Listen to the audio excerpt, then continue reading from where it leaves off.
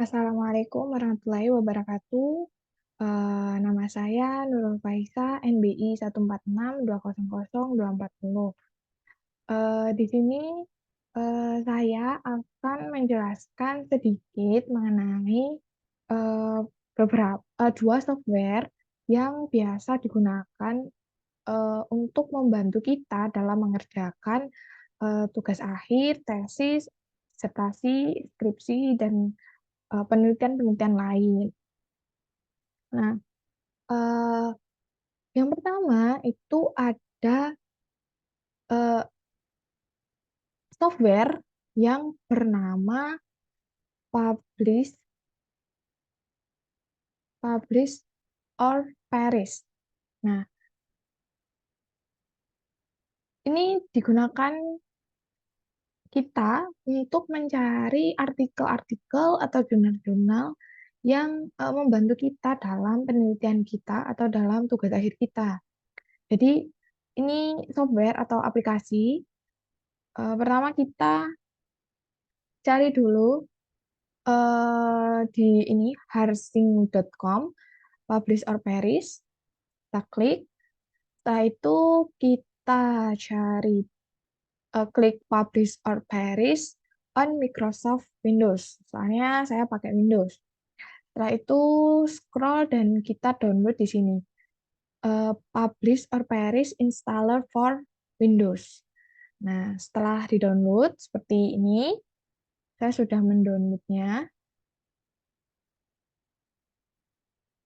Sini Pop8 Setup. Jadi ini aplikasinya. Setelah itu diinstal seperti biasa, install biasa. Nah, setelah install itu akan muncul seperti ini. Ini aplikasi Publish or Perish ya. Seperti ini tampilan awalnya. Nah, di sini kita bisa memilih eh, kita itu mau pakai data dari mana. Seperti ada cross Crossref, ada OpenAlex, Google Scholar, ada Scopus, Google Scholar Profile, Semantic, ada PubMed, ada Web of Science, dan ada external data dari jurnal kita gitu ya. Kalau misalkan kita punya jurnal sendiri. Nah,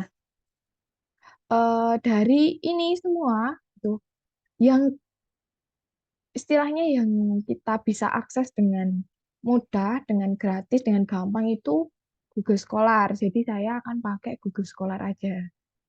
Nah, di sini nanti kan search termnya itu kita pakai Google Scholar search-nya. Terus ini kita bisa cari di Google Scholar dengan keyword-keyword tertentu. Misalkan, misalkan saya mau cari keyword atau title word, misalkan website perusahaan.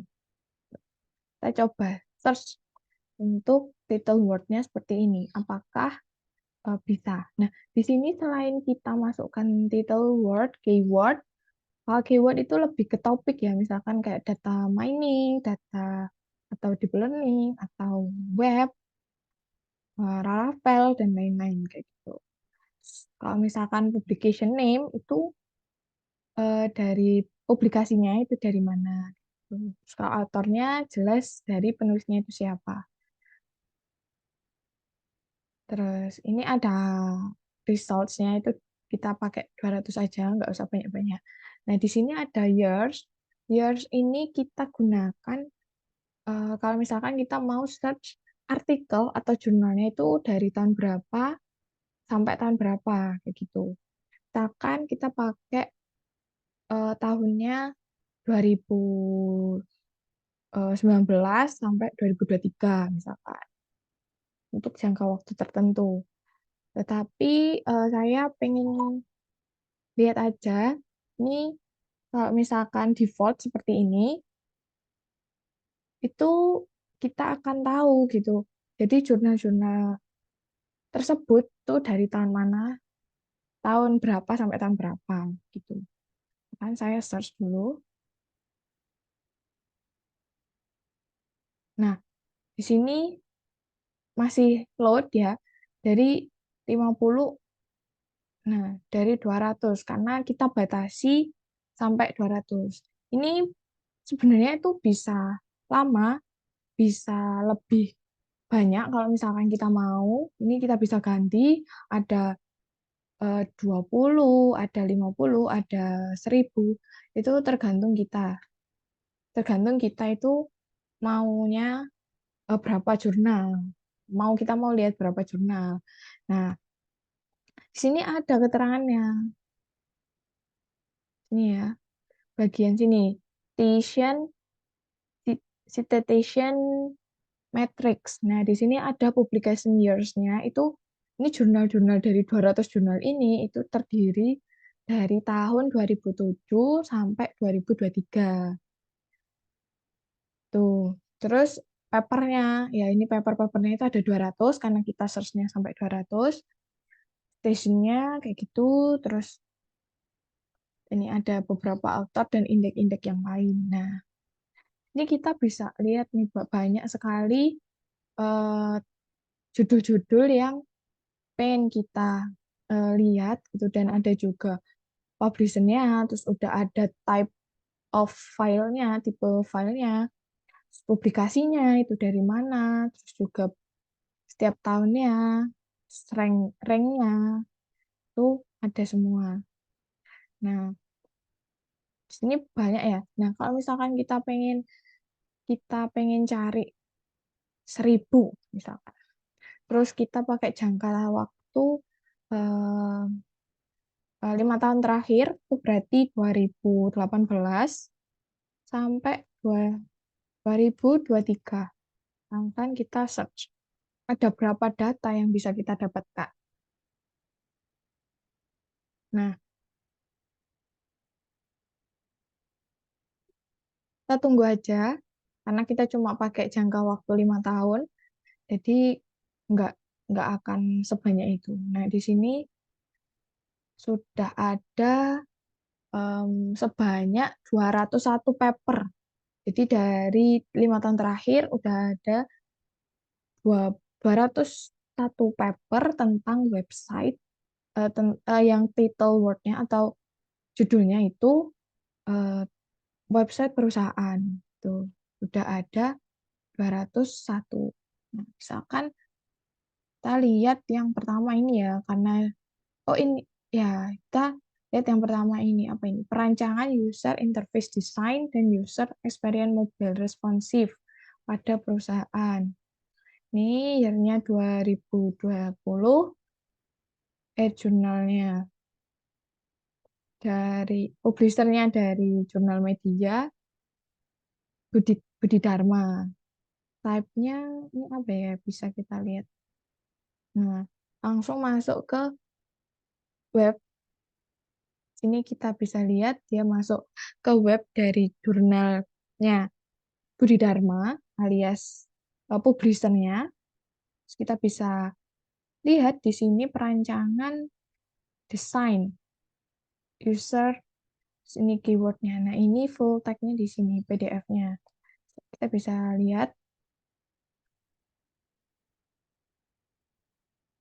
Kita bisa download juga di sini, download this file.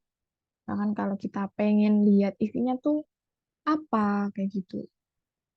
Ini, jadi seperti itu. Kalau kita pakai, misalkan kita cari yang ini, mengenai desain UX, UI, UX dalam jangka waktu 5 tahun terakhir.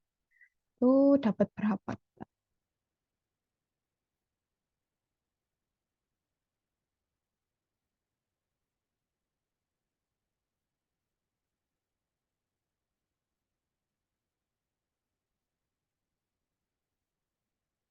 Wah, banyak sekali ya. Udah 300 lebih. Ada 300, jadi kita bisa lihat di sini 387 paper yang dikeluarkan dalam 5 tahun terakhir mengenai desain UX. Di sini juga ada ranknya. Kita bisa lihat. Ini terus di sini juga ada paper detail, jadi ada UI UX Design of Educational Online Course. Autornya di sini sudah disebutkan, terus di sini juga ada uh, apa digunakan gitu, digunakan lima orang dalam 5 tahun ini. Udah digunakan 5 orang gitu citatnya atau kutipannya itu udah dipakai dari 5 orang. Di sini kan kita bisa lihat ya, ada 173 nih, dipakai 173 kali dalam eh dalam setelah diterbitkan sampai sekarang. Jadi sekitar 30-an orang itu per tahun pakai jurnal yang ini. Begitu. Kita bisa lihat itu untuk melihat ini apa jurnalnya itu benar-benar bagus atau enggak kayak gitu.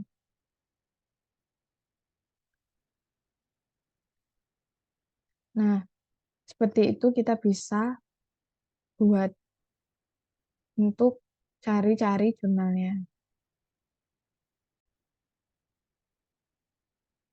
Nah, kalau kayak gini kan ini mempermudah kita gitu ya dalam mencari jurnal-jurnal eh, dalam jangka waktu tertentu untuk kita gunakan. Nah, kalau ini misalkan pengen ganti source-nya gimana kayak gitu. Nah, ini tinggal kita klik ke search. Nah, di sini kita bisa nambahin lagi misalkan new lewat Crossref, lewat Google Scholar, lewat mana. Nah, kalau misalkan kita ini misalkan aja ya kayak gini. Nah, ini bisa kita cari lagi. Misalkan kita cari siapa. Misalkan keywordnya, kita pakai keyword deep learning, misalkan. Deep learning. Terus langsung search aja. Nah, ya kan bisa bisa langsung searching sendiri. Langsung kayak gini. Tetap aja bisa. Tuh. Nah, ini untuk peringatan aja ya, karena ini kan kita cari deep learning lewat sekolah. Yang salah aja. Oke. Nah, di sini kan tunggu dari 2007 sampai 2022 yang pakai keyword deep learning itu hanya, oh ya, kita hanya 100 paper. Wah, ternyata deep learning ini sangat jarang ya orang mau untuk membuat artikelnya. Dan kebanyakan ini dari luar negeri yang pakai topik deep learning. Berarti topik deep learning ini sangat jarang gitu digunakan. Dan mungkin kalau misalkan kita ingin gunakan itu eh, istilahnya masih sangat banyak jangkauan kayak gitu. Nah, di sini, tapi di sini banyak sekali ya eh, citi- citasinya. Tuh kayak ini udah dipakai 60 64.876 kutipannya udah dipakai banyak itu.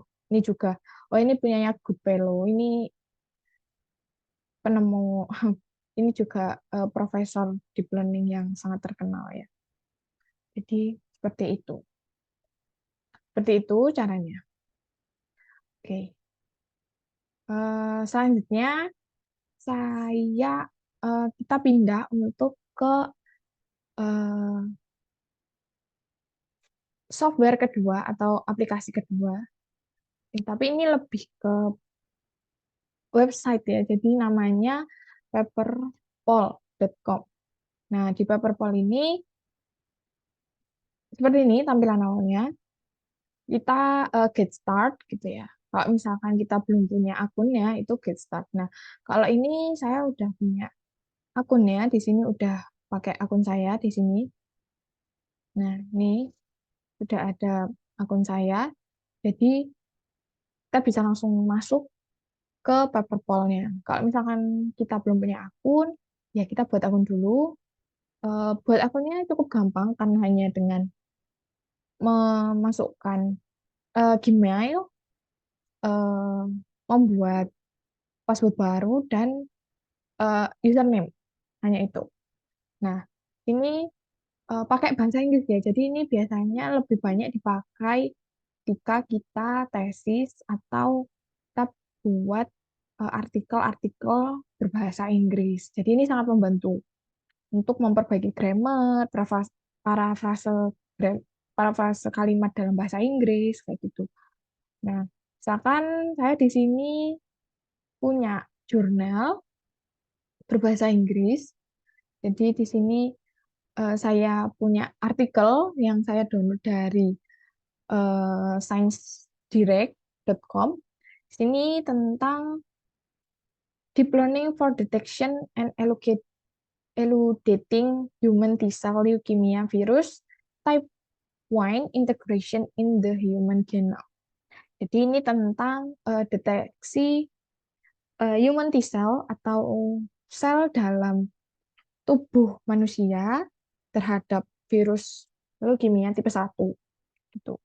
Jadi lewat eh, gennya, genomnya, lewat genomnya. Kita deteksi itu. Nah, misalkan kita coba ini aja langsung kita copy paste ya di sini. Satu paragraf, copy paste dari sini, kita masukkan ke sini. Nah, ini ada, ini kita hapus dulu.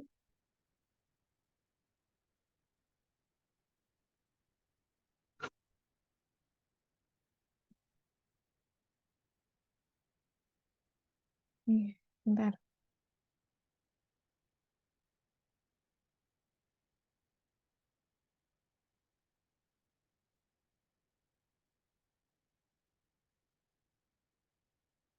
Oh, ini kita hapus dulu, ini bukan ya.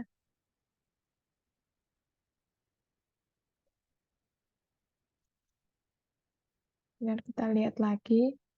Associate business. Nah, ini berarti dari sini. Dan kita gabung-gabung dulu.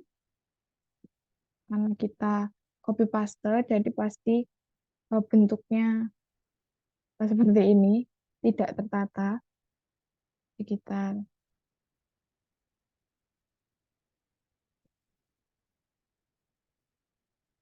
perbaiki terlebih dahulu.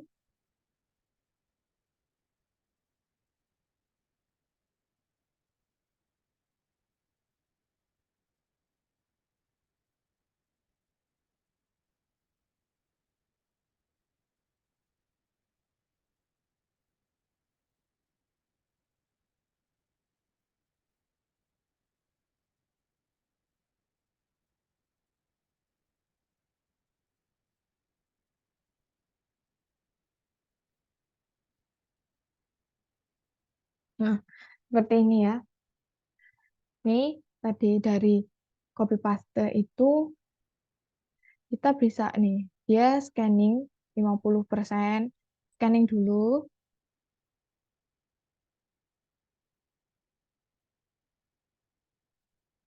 Nah, dari scanning itu, dari kita masukkan teks, terus scanning, ini ada beberapa eh, suggestion dari paper-nya. Atau di sini ada rephrase, rephrase. Jadi kita bisa parafrase artikelnya. Misalkan di sini ya. Nah, di sini dijelaskan mana sih yang bisa kita parafrase. Jadi the simianti gitu, sama cause, jadi sama cause sama insertion. Insertion. Nah, ini dia apa? Suggestion kepada kita atau memberikan pendapat dari people poll kalau Ini loh kita tambahin the di setelah of di antara of submission. Tuh. Tuh kita tambahin aja ini gitu. Di sama dia itu diberi masukan gitu. Nah, misalkan kita accept. Nah, udah diperbaiki itu sama dia. Nah, yang kedua ini ada convention sama rephrase. Jadi ada lagi nih. Oh, ternyata masih ada lagi di kalimat setelahnya untuk diparafrase. Gimana ya? Kayak gitu. Apakah ini yang lebih baik atau istilahnya ini yang lebih masuk akal? Ya kita accept aja. Nah, setelah itu masuk ke preposition. Ternyata setelah itu ada kalimat lagi. Prepositionnya itu salah. Dalam grammar, preposition itu juga penting. Jadi, ya udah kita accept aja. Nah, di sini ternyata ada lagi di the accurate. Nih, ya udah accept aja. Terus yang terakhir di sini juga kita accept aja. Nah, setelah itu dia akan berpendapat, oh ini tuh lebih baik loh gitu daripada yang tadi gitu. Eh, parafrasenya itu ini lebih baik, grammarnya ini lebih baik, jadi pakai ini aja. Jadi di sini dijelaskan looking good so far kayak gitu. Terus yang kedua masuk ke sinonim gitu. Sinonim misalkan kita disease. Nah, dia akan cari sinonim dari kata disease itu apa? Disease itu eh, penyakit ya, kayak sakit gitu. Itu disease itu artinya penyakit gitu. Nah, dari kata disease ini tuh ada beberapa sinonim yang bisa kita pakai dalam artikel yang atau dalam artikel yang kita buat kayak gitu. Jadi ada infection, ada problem, ada virus kayak gitu.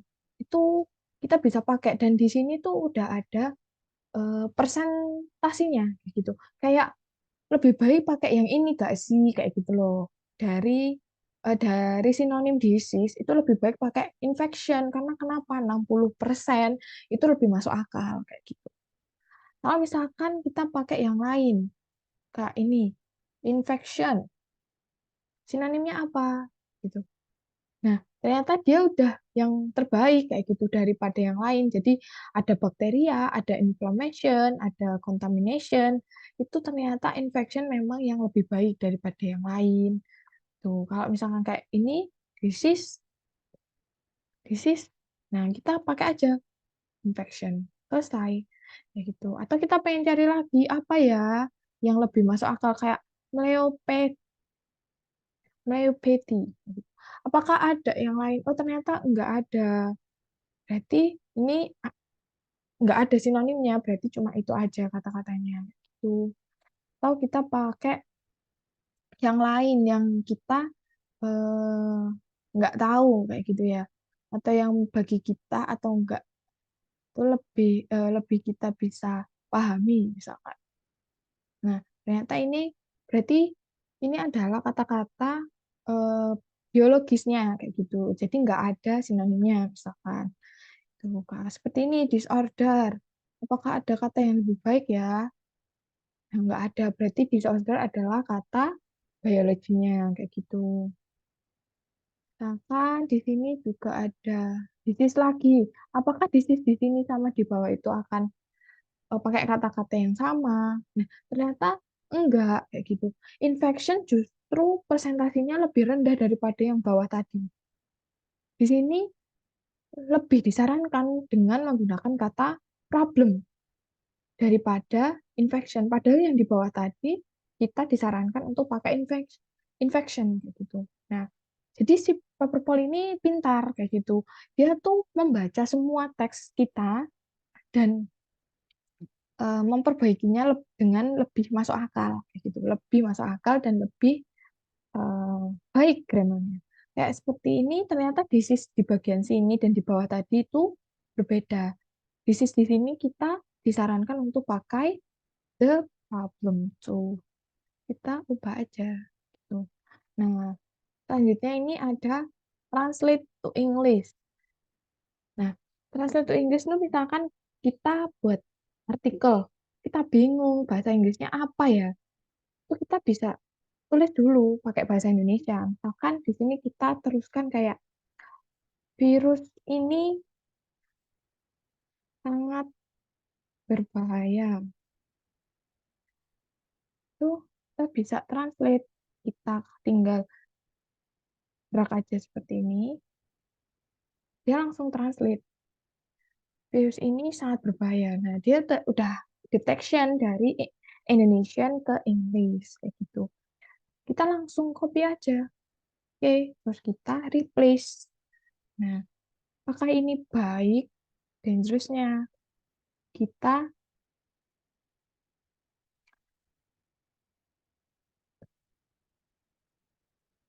kita pakai sinonim.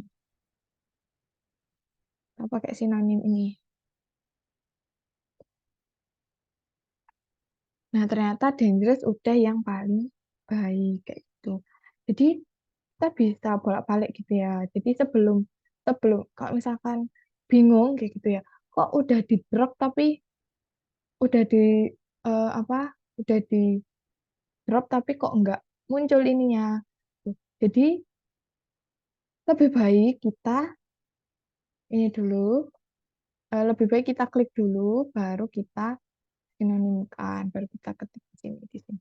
Nah, di sini ada fitur juga konsistensi, cuma di sini kita harus upgrade ke premium. Di sini juga ada notifikasi, dan di sini nggak ada di kerjaan ini nggak ada apa-apa ya gitu, nothing to see here. Jadi nggak ada notification yang penting. Nah, seperti itu. Dan Paperpole ini juga sangat mempermudah kalau misalnya kita buat artikel dalam bahasa Inggris. Benar-benar sangat mempermudah. Nah, eh, sejauh ini itu yang bisa saya sampaikan. Apabila ada kurang lebihnya, saya mohon maaf. Wassalamualaikum warahmatullahi wabarakatuh.